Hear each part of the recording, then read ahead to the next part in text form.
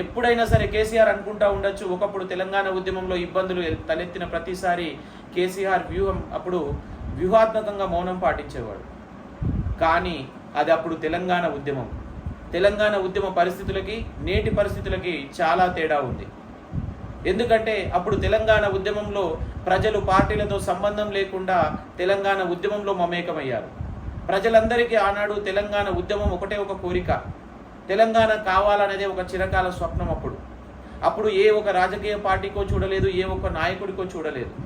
సరే, అప్పుడు కేసీఆర్ పిలుపునిచ్చినప్పుడు కనుక కేసీఆర్ పిలుపుని అందుకొని ప్రజలు కాస్త స్పందించి ఉండవచ్చు గాక, కానీ ఆ స్థానంలో కేసీఆర్ గాక ఇంకెవరున్నా, రేవంత్ రెడ్డి ఉన్నా కూడా రేవంత్ రెడ్డికి యొక్క పిలుపుకి స్పందించేవారు. ఎందుకంటే అప్పుడు తెలంగాణ ఉద్యమం యొక్క కోరిక అంత బలంగా ఉండే. కానీ ఇప్పుడు ఒక్క కేసీఆర్ మాత్రమే కాదు, వివిధ రాజకీయ పార్టీలు ఉన్నాయి, ప్రజలకు చాలా పార్టీలు ఉన్నాయి. కాంగ్రెస్ ఉంది,